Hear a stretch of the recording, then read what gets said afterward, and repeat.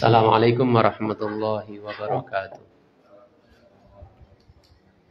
Alhamdulillahi rabbil alamin wa bihi nasta'inu ala umuri dunya waddin. Asyhadu an la ilaha illallah wahdahu la syarikalah wa asyhadu anna Muhammadan abduhu wa rasuluhu la nabiyya ba'da. Allahumma salli wa sallim wa barik ala nabiyyina Muhammadin wa ala alihi wa ashabihi ajma'in. Bapak-bapak, ibu-ibu dan saudara sekalian rahimani wa rahimakumullah.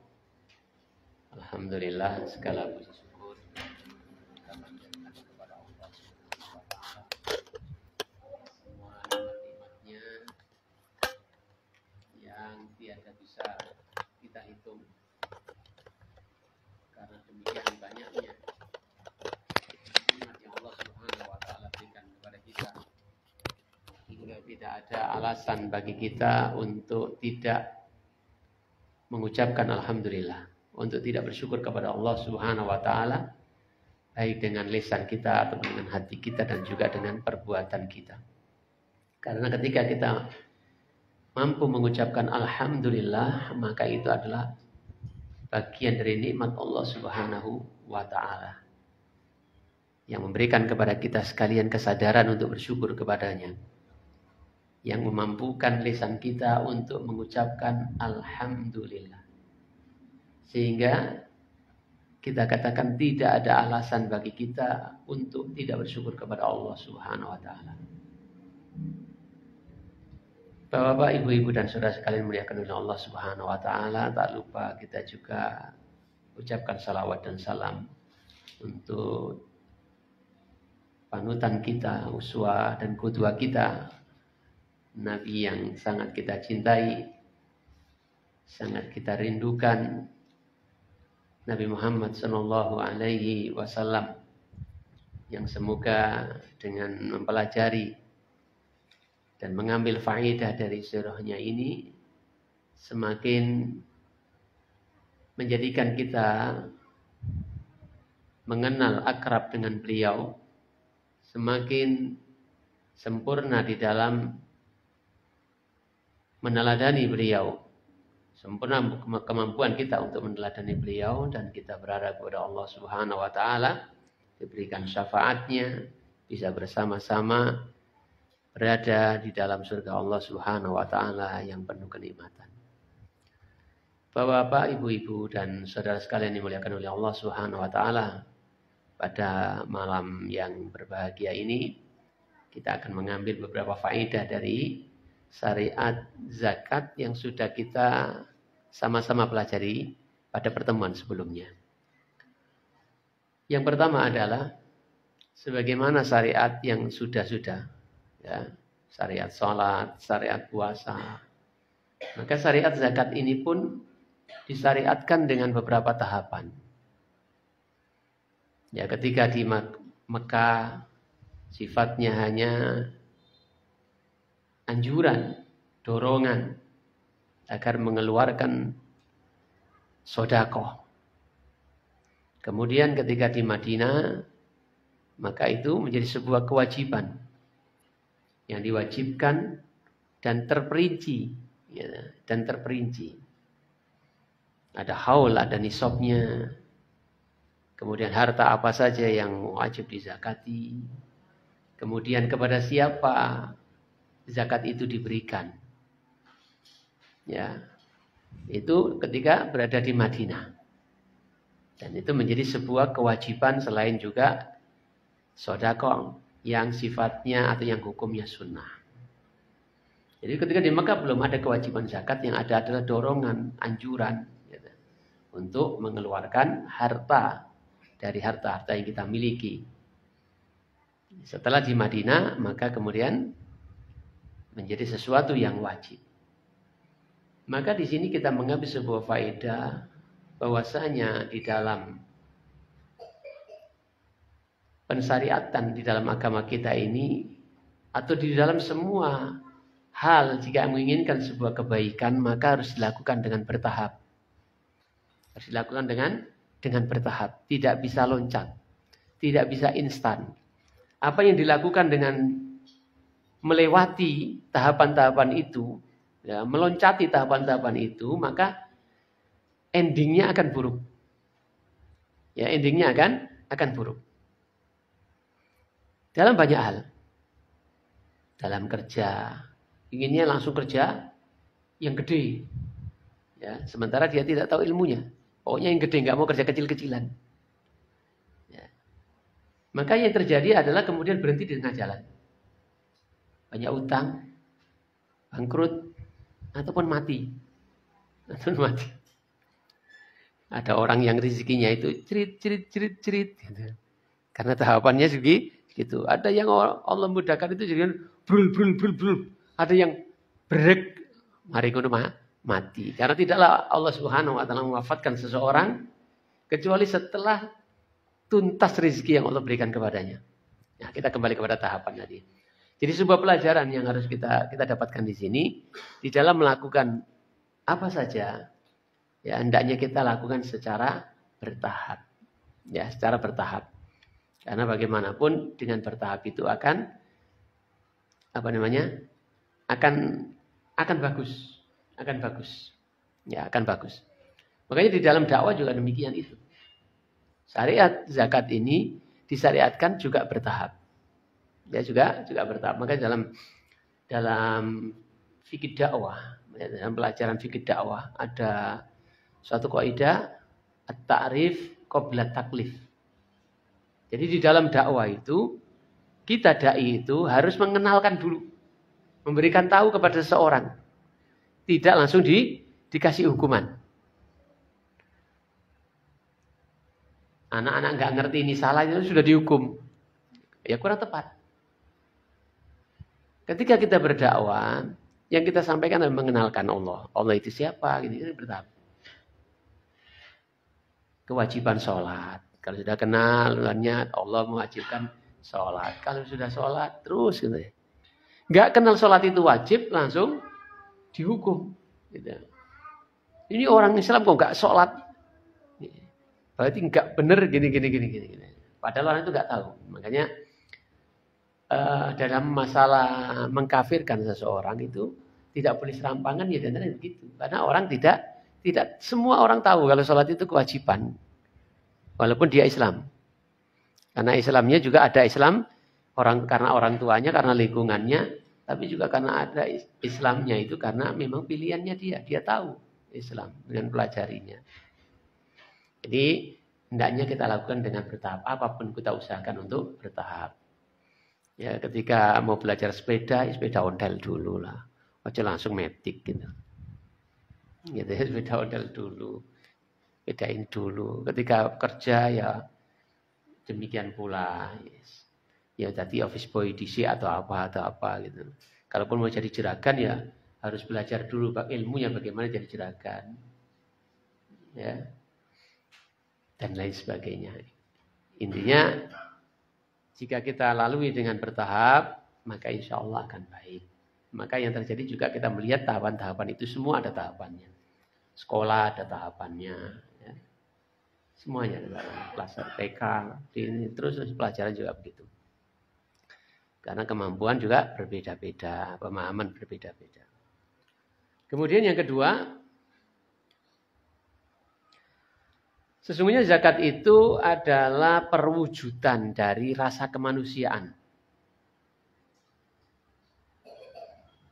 Jadi zakat yang disyariatkan kepada kita sekalian ini adalah bentuk perwujudan dari rasa kemanusiaan. Bahwasanya manusia itu harus mempunyai makhluk sosial, makhluk sosial yang dia hidup bersama-sama, tidak bisa hidup sendirian. Ada tolong menolong, bantu membantu dan lain sebagainya. Nah, dengan zakat itu maka ini menjadi sebuah bentuk rasa kemanusiaan di mana agama Islam itu tidak menghilangkan rasa kemanusiaan yang menjadi karakter dari manusia. Merasakan derita, ada rasa, ada cinta dan sebagainya.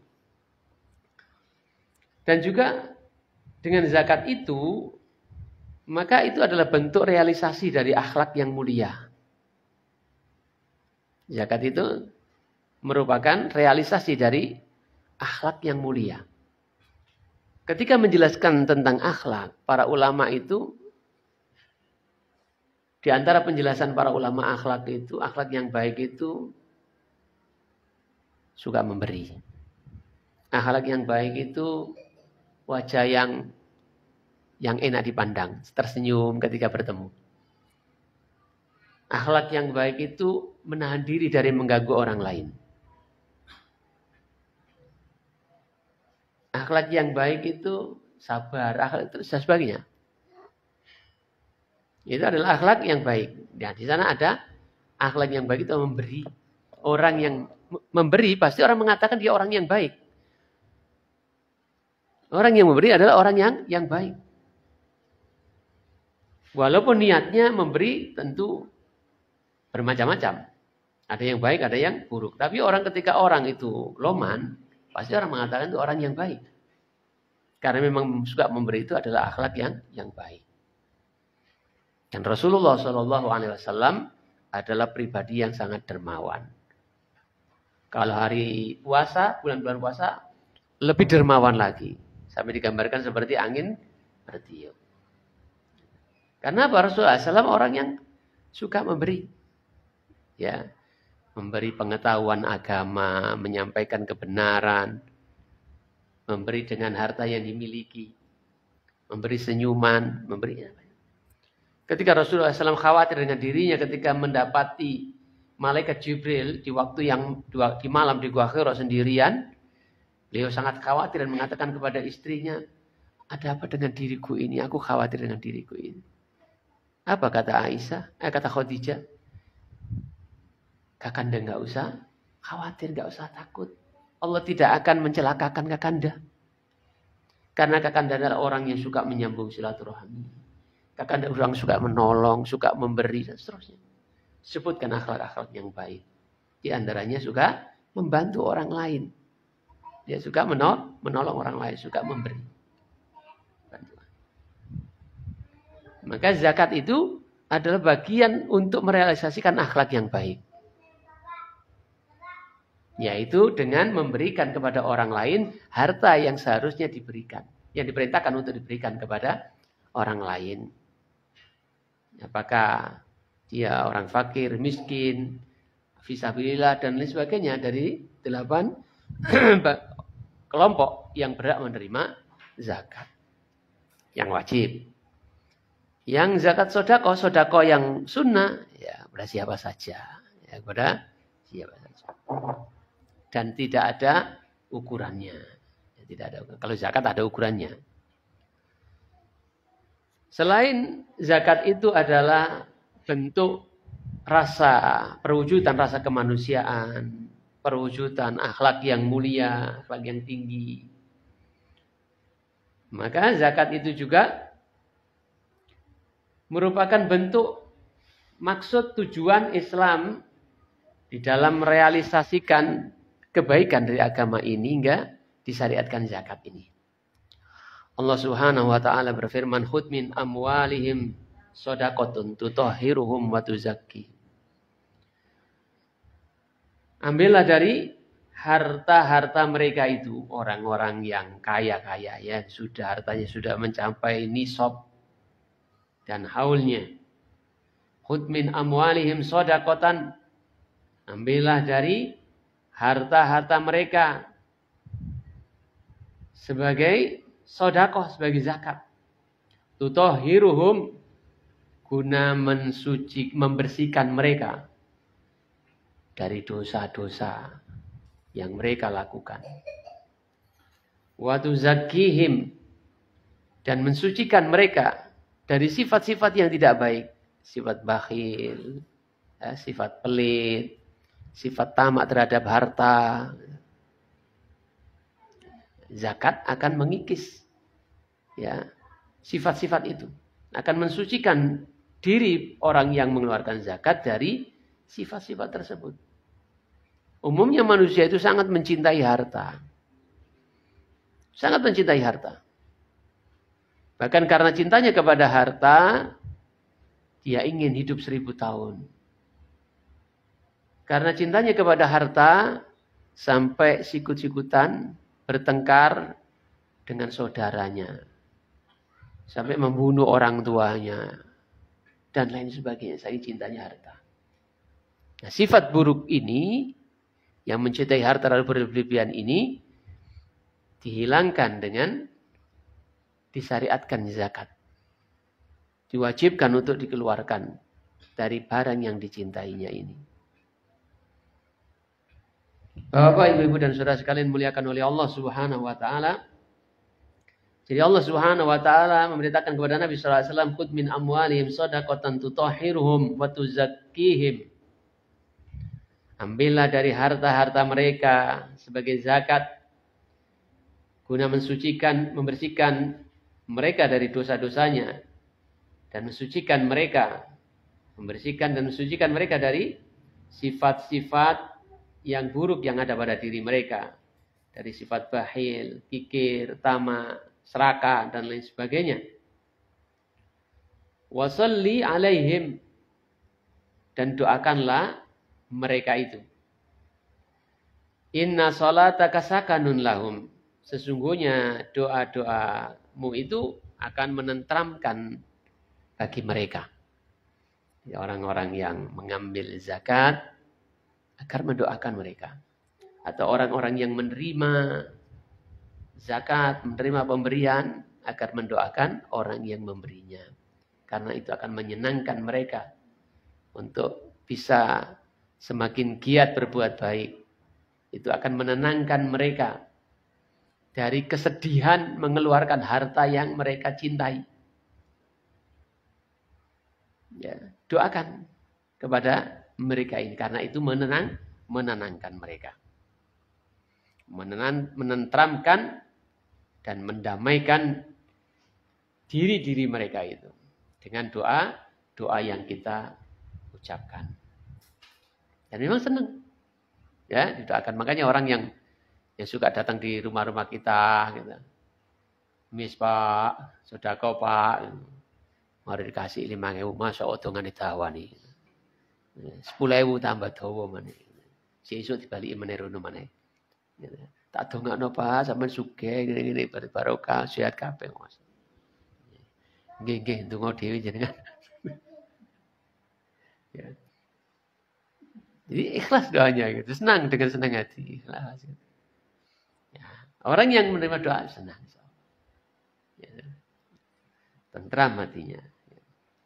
Kemudian zakat juga merupakan bentuk pertolongan kepada orang-orang yang lemah. Ya, disyariatkannya zakat ini merupakan bentuk pertolongan kepada orang-orang yang lemah. Allah Subhanahu wa taala jadikan manusia ini bermacam-macam tingkatan dalam kepemilikan kekayaan. Ada yang kaya, ada yang kaya banget, ada yang kaya banget. Ada yang miskin juga bertingkat-tingkat. Ada yang miskin punya rumah, ada yang miskin gak punya rumah. Ada yang gak punya rumah, banyak utang pula. Ya, bertingkat-tingkat. Maka dengan zakat ini ada wadah untuk menolong orang-orang itu. Ya, merealisasikan kemanusiaan tadi. Kemudian menolong orang-orang yang lemah, menanggung orang-orang yang punya hajat, ya membantu orang yang punya hajat sebagai bentuk perwujudan dari rasa persaudaraan di dalam Islam, di mana orang Islam akan merasa sakit melihat saudaranya sakit. Orang Islam akan merasa sedih melihat saudaranya sedih. Sedih, gak iso mangan, gak duit, gak tuku beras. Ya, saudaranya yang tahu juga merasa sedih sehingga dia berikan itu. Membantu yang lemah. Mewujudkan rasa persaudaraan di dalam Islam.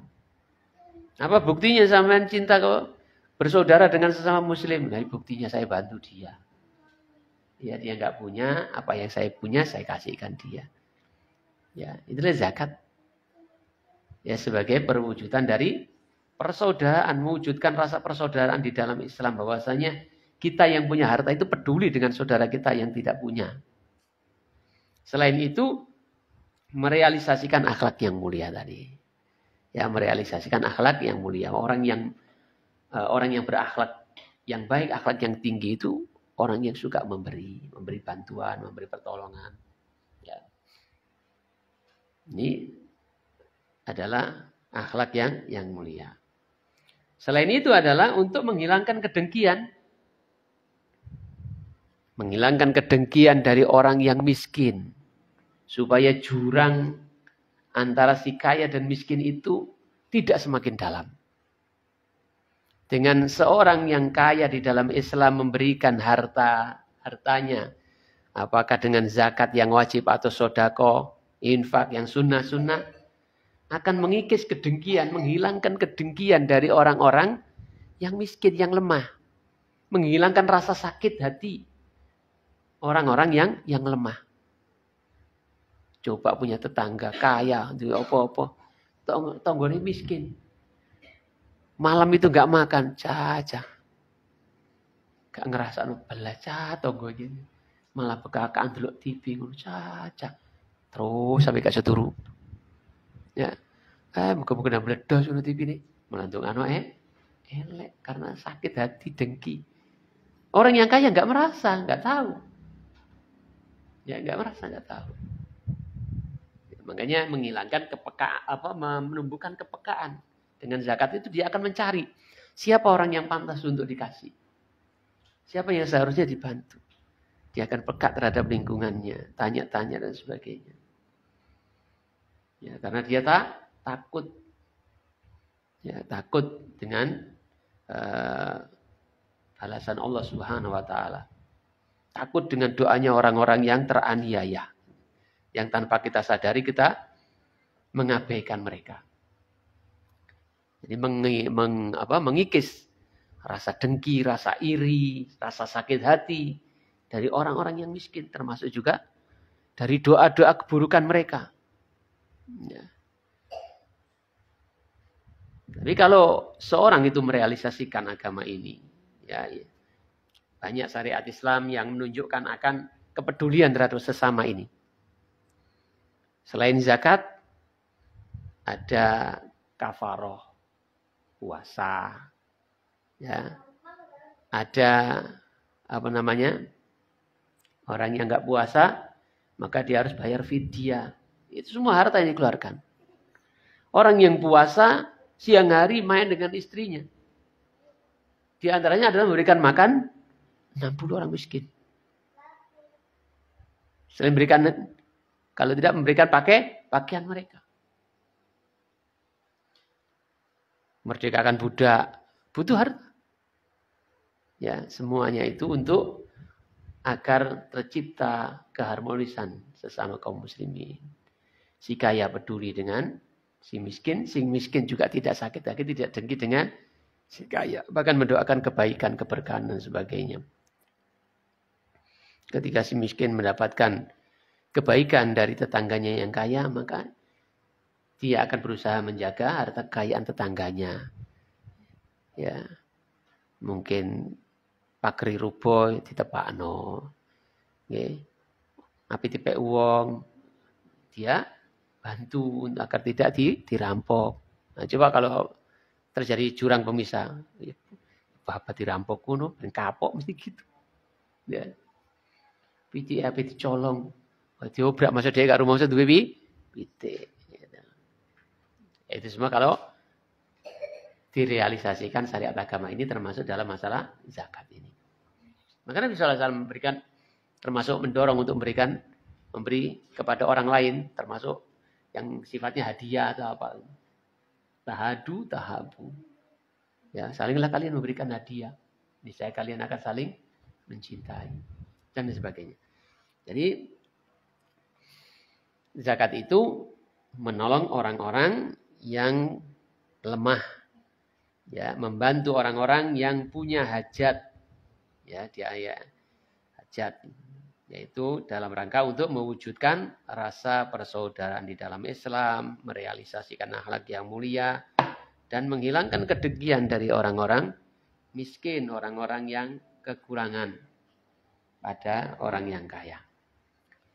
Selain itu, pelajaran juga yang bisa kita dapatkan dalam syariat zakat ini, zakat itu, Hanifillah, itu akan menghapuskan dosa-dosa. Zakat itu akan menghapuskan dosa-dosa. Akan menolak bala. Zakat itu bisa menolak bala. Makanya dalam beberapa riwayat, ketika orang sakit, diobati dengan sodako. Ada begitu. Ya.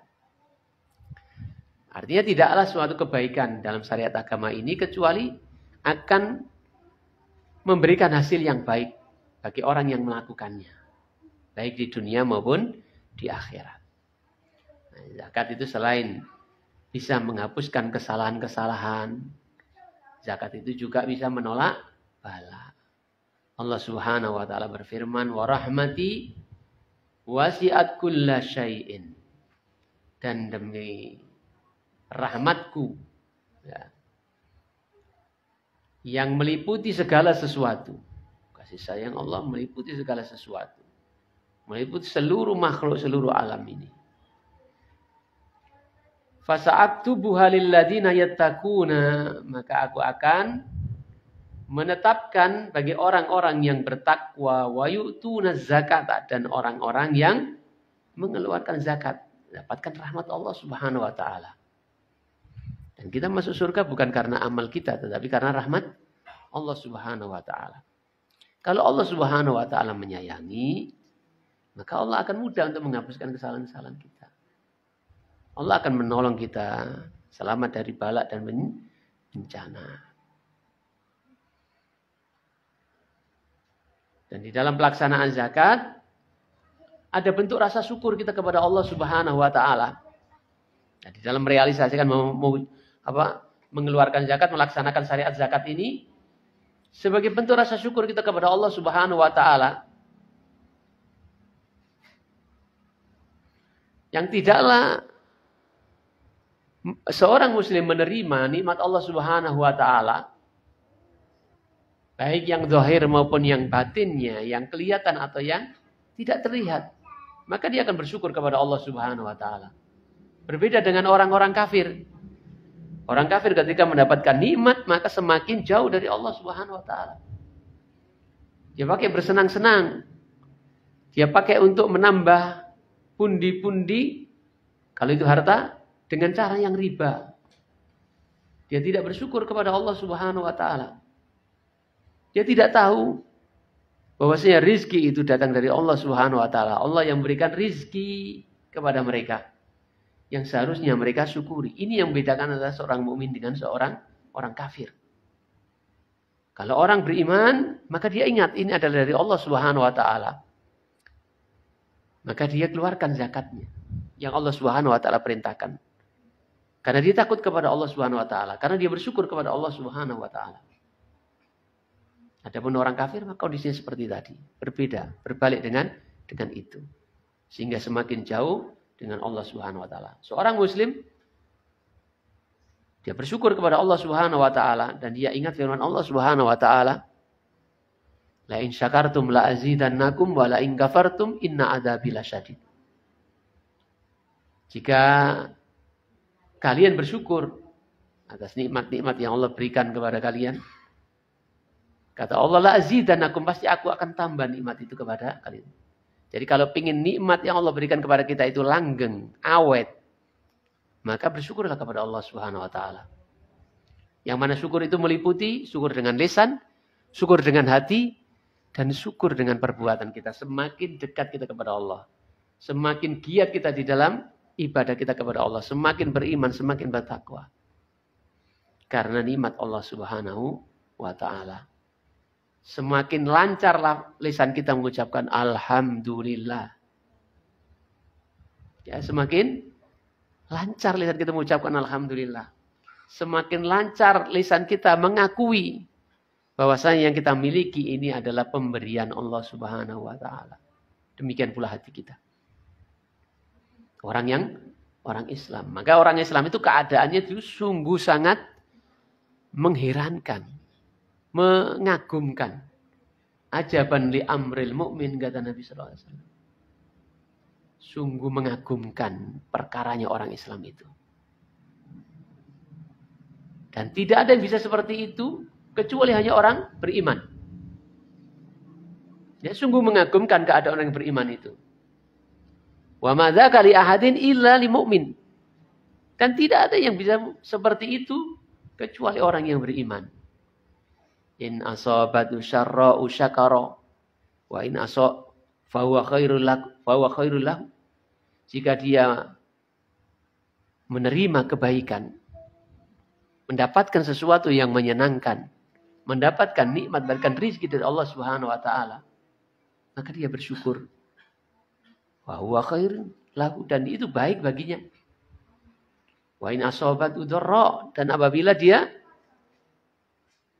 merasakan atau ditimpa kepadanya suatu kemudaratan, suatu keadaan yang menyusahkan, menyedihkan, tidak menyenangkan, ya, kerugian dan sebagainya, sabarot. Dia bersabar. Fakana khairul lahu, dan itu baik baginya. Dan isinya dunia itu tidak lepas dari dua itu. Kalau enggak di atas, di bawah. Kalau enggak senang, ya sedih. Kalau enggak aman, ya bahaya, kan gitu. Tapi orang mukmin dalam kondisi apapun sungguh mengherankan keadaannya. Karena semuanya baik. Dalam kondisi di atas baik, kondisi di bawah baik. Ketika ekonominya meningkat, seragam ngaji. Ketika ekonomi menurun, tetap seragam ngaji. Ketika dapatkan keberuntungan banyak, tambah seragamnya. Tambah ajak budal koncone. Ayo budal, gak usah tutulan, gak usah konser. Ya, tak ganti sedinone piro, ayo. Tambah syukur ya. Sodakonya tambah banyak. Kalau itu berupa bertambahnya rezeki. Kalau bertambahnya sehat, tambah sergap. Ibadah sholatnya yang membutuhkan fisik. Gitu. Yang membutuhkan fisik, tambah sergap. Ketika nafasnya plong, tambah banyak ngaji, baca Quran. Gitu. Karena diingat kalau nafasnya sesek, kayak semua baca Quran. Gitu. Jadi tambah banyak. Adan barang. Gitu. Itu bentuk syukur. Ya, itu bentuk syukur. Jadi orang yang beriman, keadaannya sungguh mengagumkan. Berbeda jauh dengan orang kafir. Semakin dia mendapatkan nikmat, semakin geladrah gitu. Ya. Enggak iling yang kasih nama. Semakin sombong, semakin angkuh, semakin menindas. Ya, nah ini. Kita adalah orang-orang yang beriman yang tidak seperti itu insyaallah. Kemudian yang terakhir, yang zakat ini menunjukkan akan pentingnya dakwah kepada Allah Azza wa Jalla. Yang menjadikan zakat itu sebagai sarana di dalam dakwah, di dalam rangka untuk melembutkan hati orang yang kita ingini agar dia masuk Islam. Mu'allaf. Ya. Orang yang dilembutkan hatinya. Ya. Jadi dengan zakat itu, dari sisi dakwah, itu bisa menjadi sarana untuk menggait orang. Melembutkan hati orang untuk menerima Islam. Orang itu nih wis diwenehi terus ini zakat dan sebagainya. Masuk gak cocok. Iki ya suka nabe musuhian gitu. Nabe musuhi. Kalaupun belum menerima Islam, dia tidak akan belani orang-orang yang memusuhi. Nah, kita ini sudah pelit gitu.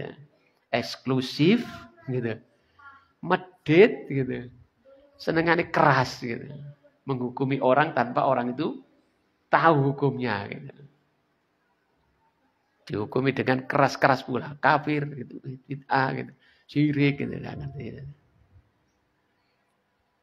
Jadi zakat sekali lagi ada sarana dakwah untuk melembutkan. Ini zakat yang sunnah atau zakat yang wajib ya. Itu bisa dipakai sarana untuk melembutkan hati orang-orang yang diinginkan dirinya masuk Islam. Apalagi itu tokoh gitu yang dimungkinkan punya pengaruh besar bagi orang-orang yang mengikutinya, kaumnya, agar juga menerima dakwah ini atau mendapatkan petunjuk dengan masuk Islam. Termasuk juga dilembutkan hatinya agar tidak mengganggu dakwah dan sebagainya dan sebagainya. Dikasih perhatian khusus. Bukan malah dimusuhi. Gitu. Bapak-bapak, ibu-ibu dan saudara sekalian dimuliakan oleh Allah Subhanahu wa taala, barangkali ini beberapa poin faedah dari syariat zakat ini, ya. Syariat zakat ini pertama tadi adalah bahwasanya dalam syariat zakat itu kita mendapatkan sebuah pelajaran, ada tahapan-tahapan di dalam melakukan sesuatu, termasuk juga di dalam dakwah tentunya. Yang kedua, bahwasanya zakat itu adalah perwujudan dari rasa kemanusiaan di antara kita, mewujudkan akhlak yang mulia, gitu. Kemudian menghilangkan kebakhilan, menghilangkan kekikiran, menghilangkan tamak terhadap harta dan lain sebagainya. Zakat itu juga merupakan bentuk bantuan terhadap orang-orang yang lemah, ya, bantuan terhadap orang-orang yang membutuhkan dalam rangka untuk mewujudkan rasa persaudaraan di dalam Islam, merealisasikan akhlak yang mulia, dan menghilangkan kedengkian, ya, sakit hati dari orang-orang yang miskin terhadap orang-orang yang kaya, ya, orang-orang yang Allah Subhanahu wa taala titipkan kepadanya harta kekayaan yang tidak diberikan, dititipkan kepada orang-orang yang miskin. Kemudian selain itu zakat juga bisa menghapuskan kesalahan-kesalahan. Dengan zakat itu pula akan terangkat balak dan bencana. Dengan zakat itu pula maka itu membedakan antara orang-orang kafir dan orang-orang muslim. Orang muslim bersyukur kepada Allah Subhanahu wa taala, sementara orang kafir sebaliknya.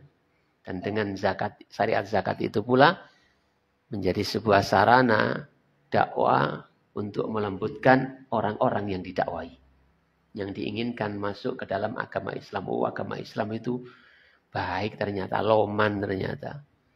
Oh, orang Islam ternyata peduli terhadap lingkungan. Dengan zakat itu untuk melembutkan hati orang-orang yang diinginkan agar tidak mengganggu dakwah, gitu. Dan seterusnya. Demikian kita akhiri dengan doa kafaratul majelis. Subhanakallahumma wa bihamdika asyhadu an la ilaha illa anta astaghfiruka wa atubu ilaik. Insyaallah pada pertemuan berikutnya kita masuk pada syariat jihad fi sabilillah. Assalamualaikum warahmatullahi wabarakatuh.